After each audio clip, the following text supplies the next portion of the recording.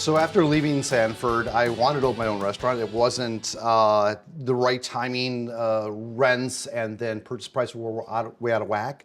So I started a traveling culinary school, going out to farm fields, doing cooking classes right in the farm field. Okay. And then I started expanding that to do dinners, inviting, 40 people out to the middle of the farm field, sitting at one table and having 3 or 4 courses from what we can garner from that farm. Yeah.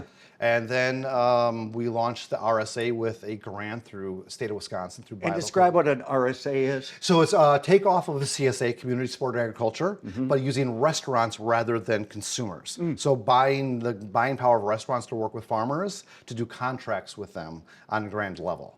So rather than 100 pounds of carrots or something like that, we'd do 5,000 pounds of carrots. Right. And so that was a great way for all the restaurants to kind of partake in local food. And is that everywhere in the world? Is that everywhere? No, it's not. It was the first one ever.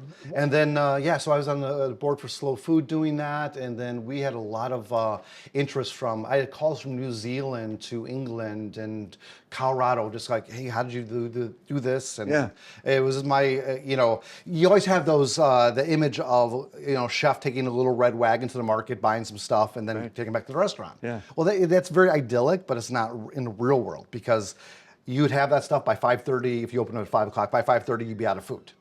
So you got to do it on a grander level. Yeah. And how do you do that? And then make economics work for farmers. We just did on a grander scale with about 10 restaurants at that point in time. We had some private caterers that came in later. We distribute to grocery stores as well, bring local greens and microgreens in there. Sure. So it's been an evolution since 2008. Wouldn't every restaurant group and every restaurateur want to be part of that?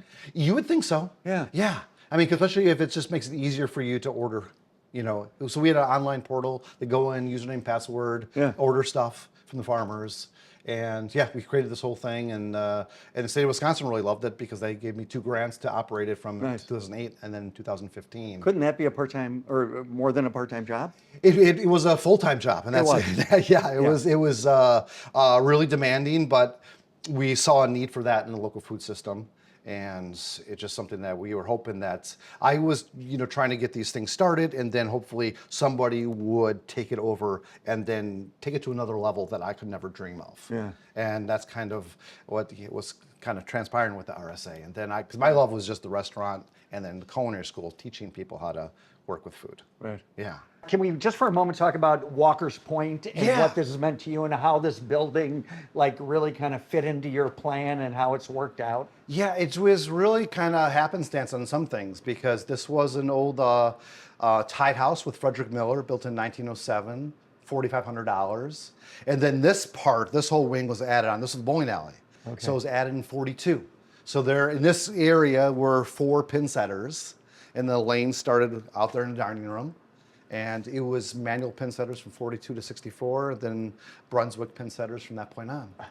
And it was meant to be a 2-story building. That's why it was all reinforced to do the green roof. So that was a godsend for us to kind of just have something we can walk into, do a green roof. They just never built the second floor? They never built the second floor. Oh. Yeah. They have pictures of when they were sitting up there because they used to live up in our event space. That's where their living quarters were. Yeah. They'd go onto this roof and bring the lawn chairs out, and they'd watch the Allen Bradley Clock Tower being built. Oh my And they showed me Lord. pictures of that being built, sitting out in their little wicker chairs and kind of watching that and having beers out there on the roof. It's amazing. Yeah. It is. So Walker's Point has been great. It's really close to my home in Bayview, bike a lot, back and forth, and having like a Walker's Point farmers market with among farmers, getting introduced to a number of ingredients that I'm not familiar with in my French traditions. Yeah. But then you got to get just a whole new world of water spinach and all this fun stuff that you get to incorporate into the menu. And you've seen some change in this? Yeah, we've seen a lot of change, which is, when we were down here originally, there was just, Crazy Water and La Merenda that was down here. That was it. Right. There's a lot of bars. Yeah. And then it has kind of evolved. Now we have a lot of people living down here, and it's just a better spot to raise a family. Yeah. And you can just tell just the landscaping they have here for the street. It's now, it's just 2 lanes rather than 4 lanes going back and forth. So it's made it more conducive for, families to live down here, walking, jogging, a nice area to live. It's a great area. Yeah, it is. Walker's Point. Walker's Point, Yeah. exactly.